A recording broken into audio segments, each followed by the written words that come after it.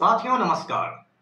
पटना बिहार से मैं Amitabh Kumar Das, IPS 94 batch, और आप देख रहे हैं मेरा अपना YouTube चैनल दास बोले बिंदास। साथियों, इस चैनल में मैं आपको ऐसी जानकारियां भी देता हूं जिनको जानना जरूरी है, लेकिन जिनको ज्यादातर लोग नहीं जानते। आज मैं आपको काकोरी कांड के बारे में बताऊंगा, जो भारत के स्वाधीनता संग्राम का, जंग आजादी का एक स्वर्णिम अध्याय है, गोल्डन चैप्टर है। इस वीडियो को आप आखिर तक दिल थाम कर देखिए। साथियों, काकोरी कांड की पृष्ठभूमि को समझना जरूरी है। इसका बैकग्राउंड क्या था? 1920 में गांधी जी ने भारत में असहयोग आंदोलन चलाया था, जिसे इंग्लिश में कहते हैं नॉन कोऑपरेशन मूवमेंट। और इस आंदोलन से पूरे हिंदुस्तान में एक जोश पैदा हो गया था। लेकिन 1922 में एक दुखद घटना हो गई। यूपी में गोरखपुर में चौरी चौरा पुलिस स्टेशन है, चौरी चौरा थाना पर भीड़ ने हमला कर दिया और आग लगा दी। इसमें 22 पुलिस वाले जिंदा जलकर मर गए। गांधी जी को जब ये खबर मिली तो उन्होंने कहा कि देश की जनता अभी अहिंसा के लिए तैयार नहीं है, और उन्होंने असहयोग आंदोलन को रोक दिया। नॉन कोऑपरेशन मूवमेंट समाप्त कर दिया गया। इससे बहुत सारे लोगों में निराशा फैल गई। तो उसके बाद क्या हुआ कि कुछ क्रांतिकारियों ने एक संगठन बनाया और उन्होंने अंग्रेजों से हिंसा के रास्ते पर चलकर लड़ने का फैसला किया। इस संगठन का नाम था HRA, यानी हिंदुस्तान रिपब्लिकन एसोसिएशन। और इसके लीडर थे, इसके फाउंडर थे सचिंद्र नाथ सान्याल। सचिंद्र नाथ सान्याल ने इसकी बुनियाद रखी थी। अब HRA ने फैसला किया कि कुछ बड़ा धमाका किया जाए, तो अंग्रेजों के खजाना को लूटने का फैसला किया गया। इसके 3 मकसद थे। पहला मकसद ये था कि अंग्रेजों का खजाना लूटा जाएगा और जो पैसे मिलेंगे उससे क्रांतिकारियों के लिए, इनकलाबी लोगों के लिए हथियार खरीदे जाएंगे। दूसरा मकसद ये था कि जो ब्रिटिश हुकूमत थी, अंग्रेजों की हुकूमत थी, वो गरीब हिंदुस्तानियों पर बहुत ज्यादा टैक्स लगाती थी, तो इसका विरोध दर्ज करना था कि आप इतना टैक्स लगाकर अपना खजाना नहीं भर सकते। और तीसरा मकसद था कि कुछ इतना बड़ा काम किया जाए कि पूरे हिंदुस्तान में क्रांतिकारियों की चर्चा हो जाए और HRA का नाम बच्चा बच्चा जान जाए। तो इसके लिए तय किया गया कि चलती ट्रेन से अंग्रेजों का खजाना लूट लिया जाएगा। और ये पूरी जो प्लानिंग थी वो शाहजहांपुर में बनाई गई एक आर्य समाज मंदिर में। शाहजहांपुर के एक बहुत बड़े क्रांतिकारी थे पंडित राम प्रसाद बिस्मिल। पंडित राम प्रसाद बिस्मिल ब्राह्मण थे और उनके जो पिता थे वो आर्य समाज मंदिर के, आर्य समाज टेम्पल में पुजारी का काम करते थे। और पंडित राम प्रसाद बिस्मिल के एक बहुत जिगरी दोस्त थे जिनका नाम था अशफाक उल्लाह खान। इन दोनों की दोस्ती वैसी ही थी जैसे शोले फिल्म में आपने जय वीरू की दोस्ती देखी होगी। और अशफाक उल्लाह खान बचपन से ही दिन भर आर्य समाज मंदिर में पंडित राम प्रसाद बिस्मिल के साथ रहा करते थे। तो शाहजहांपुर के उसी आर्य समाज टेम्पल में इसकी पूरी प्लानिंग की गई। उसके बाद तारीख आई 9 अगस्त 1925, मतलब आज से 100 वर्ष पहले की तारीख। उसमें आधी रात के समय Saharanpur Lucknow 8 down passenger train जाने वाली थी और उसमें 10 क्रांतिकारी चढ़ गए। जब ये ट्रेन हरदोई क्रॉस कर गई और काकोरी पहुंची, तब ये क्रांतिकारी एक्टिव हो गए। काकोरी जो है वो लखनऊ के करीब एक छोटा सा कस्बा है। उसके बाद राजेंद्र लाहिड़ी जो एक क्रांतिकारी थे, राजेंद्र लाहिड़ी ने ट्रेन की जंजीर खींच ली। आप जानते हैं कि ट्रेन में एक जंजीर होती है, एक चेन होता है जिसको इमरजेंसी के समय, आपातकाल में आप खींचकर ट्रेन रुकवा सकते हैं। तो राजेंद्र लाहिड़ी ने काकोरी पहुंचते ही चेन को खींच लिया और ट्रेन रुक गई। उसके बाद क्रांतिकारियों ने जो ब्रिटिश गार्ड थे, जो संतरी लोग थे, जो खजाने की हिफाजत के लिए जा रहे थे, उन पर हमला कर दिया और उनको काबू में कर लिया। जो संदूक था जिसमें ये पैसे थे वो गार्ड की बोगी में थे, जिस डब्बा में गार्ड रहता है उसमें थे। ट्रेन रुक गई थी। क्रांतिकारियों ने वो संदूक काकोरी रेलवे स्टेशन पर उतार दिया और क्रांतिकारी बार बार ये ऐलान कर रहे थे, यात्रियों से कह रहे थे कि कोई भी पैसेंजर अपनी जगह से नहीं हिलेगा। लेकिन एक वकील साहब ने थोड़ी गलती कर दी। वो अपनी बोगी से उतरकर महिला बोगी में जाने लगे जिसमें उनकी वाइफ सवार थी, बीवी सवार थी। शायद वकील साहब को फिक्र हो गई थी अपनी वाइफ की। और उसी समय एक क्रांतिकारी ने मनमथ नाथ गुप्त ने गोली चला दी और वकील साहब उनकी गोली से मारे गए। तो ये जो डकैती का मामला था ये हत्या का मामला बदल गया। तो उसके बाद ये जो क्रांतिकारी थे ये संदूक लेकर भाग निकले और उसके बाद अशफाक उल्लाह खान ने अपनी कुल्हाड़ी से संदूक के ताले को तोड़ दिया। क्रांतिकारियों को सूचना थी कि उसमें 8,000 रुपए जा रहे हैं, लेकिन जब उन्होंने गिनती की नोटों की तो 4,000 कुछ रुपए निकले। तो आज की तारीख में कई लाख रुपए के बराबर है, क्योंकि ये 100 बरस पहले की बात है जब 1 रुपए का भी मोल हुआ करता था। तो क्रांतिकारियों ने वो जो रकम थी एक चादर में बांधी और वहां से भाग निकले। ये जो काकोरी कांड हुआ इसने पूरे हिंदुस्तान में सनसनी फैला दी और जो अंग्रेज हुकूमत थी, ब्रिटिश हुकूमत बिल्कुल बौखला गई, क्योंकि एक तरह से ब्रिटिश हुकूमत की नाक कट गई थी। उसके बाद सीआईडी को इस केस का जिम्मा दिया गया, इस केस की तफ्तीश का जिम्मा दिया गया।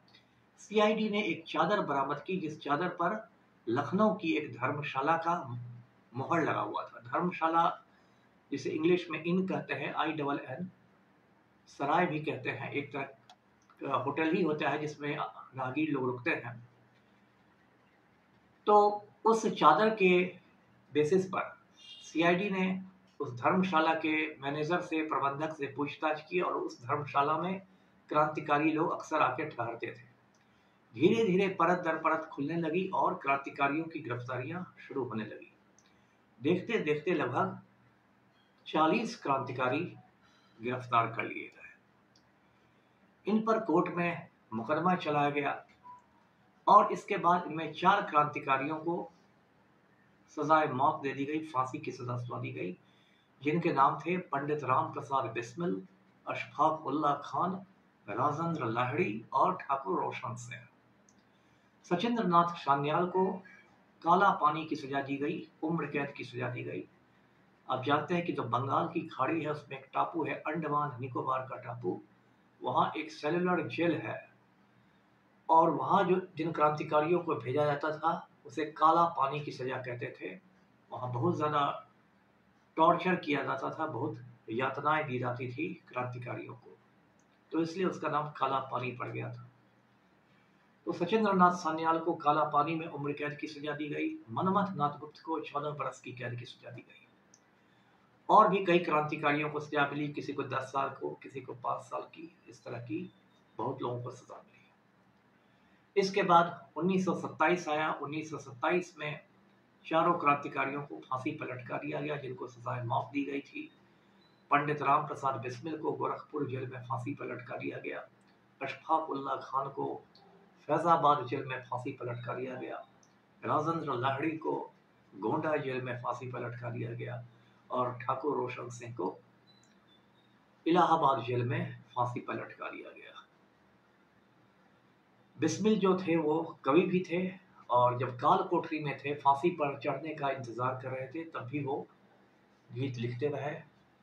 उन्होंने एक लंबा गीत लिखा जिसकी 2 पंक्तियां थी कि मरते बिस्मिल लहड़ी रोशन अशफाक अत्याचार से, मरते बिस्मिल लहड़ी रोशन अशफाक अत्याचार से, होंगे पैदा सैकड़ों उनके लहू की धार से। तो ये लोग फांसी पर लटका दिए गए। महात्मा गांधी ने भी अंग्रेजों से ऐलान किया कि इनकी फांसी की सजा को रोक दिया जाए। पंडित नेहरू ने किया, बड़े बड़े नेताओं ने किया, लेकिन ब्रिटिश हुकूमत ने किसी की नहीं सुनी और ये लोग फांसी पर चढ़ा दिए गए। साथियों, ये काकोरी कांड का एक तरह से पूरा किस्सा है। इस कांड में दो लोगों की दोस्ती हमेशा याद की जाती है। पंडित राम प्रसाद बिस्मिल, जो एक ब्राह्मण थे, एक सनातनी ब्राह्मण थे, पुजारी परिवार से आते थे, पंडित थे, और उनके दोस्त अशफाक उल्लाह खान। ये दोनों दोस्त तो थे ही, दो जिस्म एक जान थे, और दोनों शेर व शायरी भी करते थे। पंडित राम प्रसाद का तखल्लुस था बिस्मिल, और अशफाक उल्लाह खान का तखल्लुस था वारसी। अब आप कहेंगे कि तखल्लुस क्या होता है? तो तखल्लुस को इंग्लिश में पेन नेम कहते हैं। बहुत सारे जो उर्दू कवि होते हैं या हिंदी कवि भी, वो कविता करने के लिए, शायरी करने के लिए कोई तखल्लुस रख लेते हैं। जैसे असदुल्ला खान थे, उन्होंने तखल्लुस रख लिया था गालिब, तो वो गालिब के नाम से जाने जाते हैं। तो ये परंपरा थी शायरों और कवियों में, एक तखल्लुस रख लेने का, पेन नेम रख लेने का। कुछ लोगों को गलतफहमी है, क्योंकि एक बहुत मशहूर गजल है, सरफरोशी की तमन्ना अब हमारे दिल में है, देखना है जोर कितना बाजुए कातिल में है। कुछ लोग समझते हैं कि ये गीत पंडित राम प्रसाद बिस्मिल ने लिखा था, लेकिन ये गीत पटना के एक शायर ने लिखा था, जिनका नाम था बिस्मिल अजीमाबादी। पटना का एक पुराना नाम अजीमाबाद है, इसलिए उन्होंने अपना नाम रख लिया था बिस्मिल अजीमाबादी। चूंकि दोनों के नाम में बिस्मिल है, इसलिए बहुत लोग कंफ्यूज हो जाते हैं और सोचते हैं कि राम प्रसाद बिस्मिल नहीं लिखा था सरफरोशी की तमन्ना, लेकिन ऐसा नहीं है। ये जब काकोरी की बात हुई है, तो दो तीन बातें और बता दूं। कभी आप काकोरी रेलवे स्टेशन जाए तो वहाँ पे एक छोटा सा म्यूजियम बना हुआ है काकोरी कांड को लेके, जिसमें वो पिस्तौल आप देख सकते हैं, जर्मनी की बनी पिस्तौल थी, और C56 कहते हैं उस पिस्तौल को, और उसी का इस्तेमाल क्रांतिकारियों ने किया था। वहाँ और भी बहुत सारी चीज़ें हैं जो काकोरी कांड की याद दिलाती है। काकोरी के कबाब भी मशहूर हैं। यदि आप काकोरी जाए तो काकोरी के कबाब खाना नहीं भूलें। तो एक बार मेरा एक दरोगा गया था किसी केस के इन्वेस्टिगेशन में काकोरी, जब मैं रेलवे SP हुआ करता था। तो मैंने उस दरोगा जी से कहा था कि भाई मेरे लिए काकोरी के कबाब जरूर ले आना। मैंने उससे पैसे देकर काकोरी के कबाब मंगवाए थे। तो ये काकोरी की बात हुई। मैं इस पूरे वीडियो के माध्यम से जो काकोरी के शहीद हैं उनको श्रद्धांजलि अर्पित करता हूँ, खीराज़े अकीदत पेश करता हूँ। 100 बरस हो गए काकोरी कांड के, और आज काकोरी कांड को याद रखना इसलिए भी जरूरी है क्योंकि आज का हिंदुस्तान एक अंधेरी सुरंग से गुजर रहा है। आज हिंदुस्तान में नरेंद्र मोदी जैसा एक चाय बेचने वाला जाहिल एक नालायक प्रधानमंत्री बन गया है, नालायक वजीर आजम बन गया है, और वो भी ईमानदारी से नहीं, वोट चोरी करके पिछले दरवाजे से प्राइम मिनिस्टर बन गया है। नरेंद्र मोदी वाराणसी की सीट भी हार रहा था पिछले साल, लेकिन चुनाव आयोग ने बेईमानी करके पिछले दरवाजे से वोट चोरी करके उसको जितवा दिया। और ये जो वोट चोरी हुई है, ये पूरे हिंदुस्तान में हुई, कश्मीर से कन्याकुमारी तक। और वो जो वोट चोर प्रधानमंत्री है नरेंद्र मोदी, वो पूरे हिंदुस्तान को बेच रहा है अपने आका, अपने मालिक गौतम अडानी के हाथ में। तो ये सब जो हिंदुस्तान में चल रहा है, काकोरी के शहीदों की आत्माओं को कितना कष्ट हो रहा होगा, किस तरह उन शहीदों की रूह बेचैन हो रही होगी, आप खुद सोच सकते हैं। तो साथियों, एक तरह से हम भी आज़ादी की एक दूसरी लड़ाई लड़ रहे हैं। जो इस मुल्क में बेईमान लोग हैं, जो चुनाव आयोग की मदद से वोट चोरी करके हुकूमत में हैं, जिन लोगों ने आम आदमी का जीना दूभर कर दिया है, और जो लोग गौतम अडानी के जूते साफ कर रहे हैं, तो हम लोग आज़ादी की एक तरह से दूसरी जंग लड़ रहे हैं। वीडियो को लाइक करें, शेयर करें, चैनल को सब्सक्राइब कीजिए। धन्यवाद। जय हिंद।